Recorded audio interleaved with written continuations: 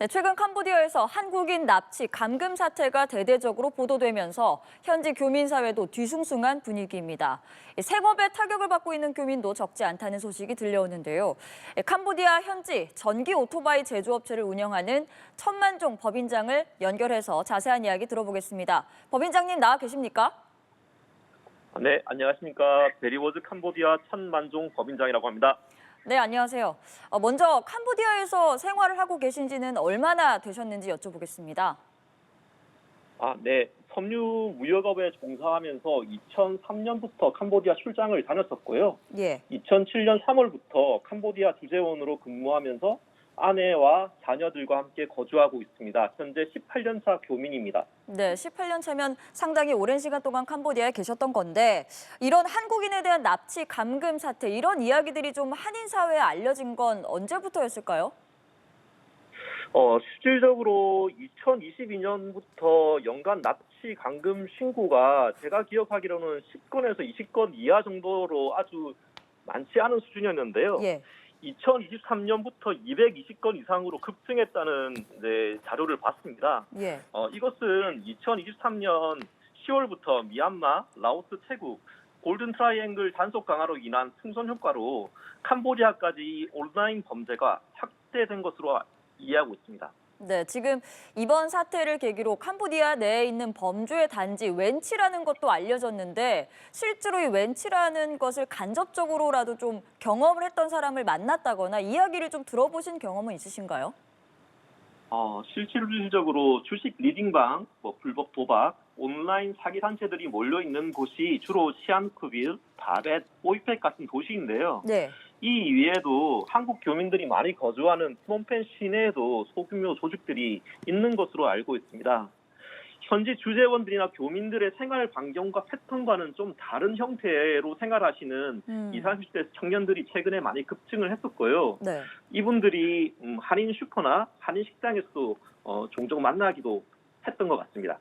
한인 슈퍼나 한인들이 이제 몰리는 곳에서 만난 적도 있다라고 말씀을 하셨는데 지금 이렇게 캄보디아로 넘어간 한국인들에 대해서 여러 가지 이야기가 나오고 있습니다. 일각에서는 범죄인 줄 아예 모르고 갔다가 가담하게 되는 사람도 있지만 본인이 이제 캄보디아에 가서 어떤 범죄 조직에 속하게 될 거란 사실을 잘 알면서도 넘어가서 활동하는 한국인도 많다. 이런 의견도 있는데 지금 법인장님께서는 이 부분에 대해서는 좀 어떻게 생각하십니까? 캄보디아 교민 사회는 그렇게 큰 사회가 아닙니다. 여기 예. 대부분의 분들이 2, 3년만 거주하면 서로 다 아는 사이이고요. 예. 현지 체류 교민들 사이에서는 이 온라인 범죄에 가담했다는 소식이나 그런 사례들을 제가 들은 적은 없는 것 같습니다. 예.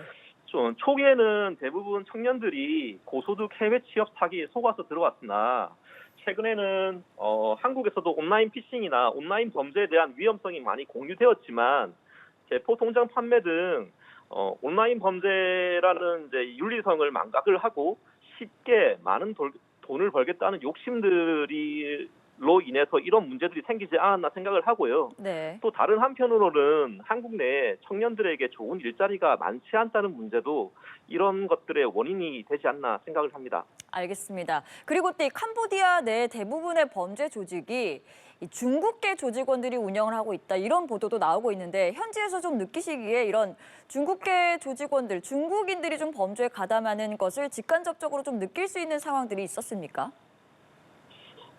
실질적으로 여러 방송 탐사 취재 보도들이 있었잖아요. 예. SBS나 KBS에서 탐사 보도 자료를 보면 대부분의 마지막에 숨겨진 실질적인 운영 주체에는 중국 조직이 있는 것으로 이해를 하고 있습니다. 네. 사실 제가 근무하고 있는 사무실 건물에도 제가 추측컨대는 온라인 범죄를 하는 중국인들이 있었는데요. 이번에 이 사건들이 부각이 되면서 지난 주말에 단속을 해서 그분들을 다 체포해 갔다는 동영상을 봤었거든요. 네.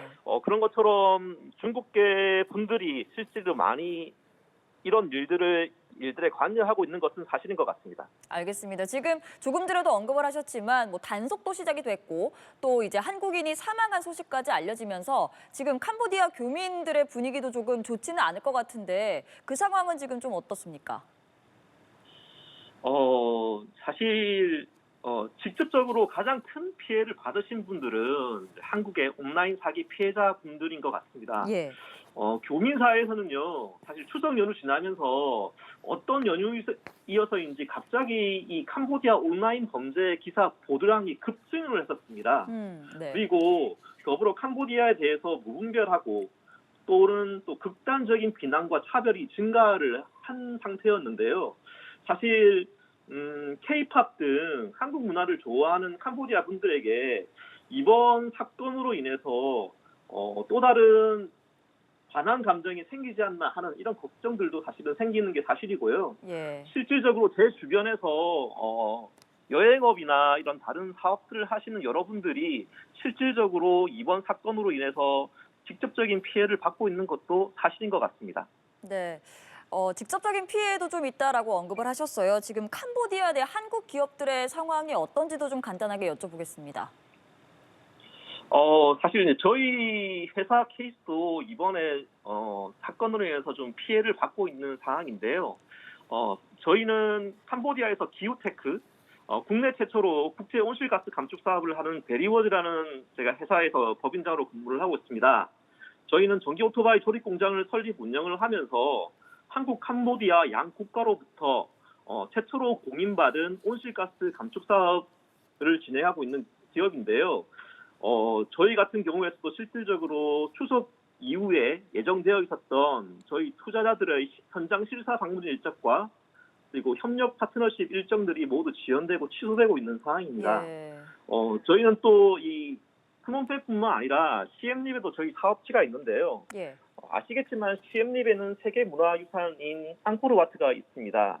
근데 코비드 이후에서 계속 경기가 침체된 상황에서 최근에 캄보디아 태국 국경 문제로 인한 추가적인 문제가 있었고 이번에 캄보디아 온라인 범죄로 인해서 관광 경기는 정말 회복하기 어려울 정도로 지금 침체되어 있는 상태인 것 같습니다. 네, 좀 안타까운 상황인데 실제로 좀 캄보디아에서 지금 18년 정도 생활을 하고 계신데 평소에 느끼시기에 좀 치안이 어떤 상황인가요? 제가 초두에도 말씀드렸지만 저희는 2007년 3월부터 캄보디아 프놈펜에서 근무를 하고 생활을 하고 있습니다. 제가 캄보디아 파견 근무를 시작할 때 저희 이제 2살, 3살 아기들을 데리고 와서 지금 이제 18년째 좀 생활을 하고 있는데요. 제가 이 아이들을 아내와 함께 키우면서 이제껏 그렇게 위험하다는 생각은 사실은 하지는 않았습니다. 일반적인 교민이 뭐 유흥 생활을 하는 것도 아니고 예. 뭐 도박을 하는 것도 아니고 일반적인 교민 관점에서 보기에는 캄보디아가 살기에는 좀 교육적인 부분, 의료적인 부분에 좀 다소 불편한 점은 있었지만 지금 한국 언론에서 걱정하는 만큼 그런 범죄 도시, 범죄 국가의 캄보디아 이미지는 하고는 차이가 있는 것 같습니다. 알겠습니다. 마지막으로 지금 이 교민들에 대한 관심이 필요하다라는 목소리도 점점 커지고 있는 상황인데 지금 이 사태 우리 정부가 좀 어떻게 접근을 하고 어떻게 해결을 해야 한다고 생각하세요? 제가 이제 그 캄보디아 생활을 오래 하다 보니까 지금 여기 한인회나 이제 한인체육회 그리고 한글학교 이런 단체에서 이제 봉사활동도 하고 또한 이제 같이 섬기는 활동을 하고 있는데 사실 지난주부터 이러한 문제들이 좀 발전이 되면서 그 한인회 단체에서도 이제 이러한 문제들을 어떻게 대응할 건가에 대한 걱정들을 많이 하고 저희도 많은 의견을 나누었습니다. 네. 실제 제 주변에도 이 온라인 범죄에 가담하시거나 혹은 자이든 타이든 무의식 간에 이 조직에 휩쓸려서 피해 당하신 분들을 구출해서 한국으로 보내신 분들이 많이 계세요. 네. 그런데 그럼에도 불구하고 이번 사건이 캄보디아 전체를 향한 무분별한 그런 비난들이 계속 일어나고 있는 것이 참 안타까운 마음이 듭니다. 예. 이번 사건으로 인해서 반한 감정이 만약에 캄보디아 내에서 생긴다고 하면 사실 한국과 캄보디아 양국의 우호 관계에도 그리고 경제 동반자 관계에도 많은 문제들이 있을 거라고 생각을 하고요. 예. 저는 이번에 이 사건들을 통해서 한국 정부도 그렇고 한국 언론도 그렇고 조금 균형 잡힌 공공의 메시지를 좀 공유를 해주셨으면 하는 희망이 있습니다.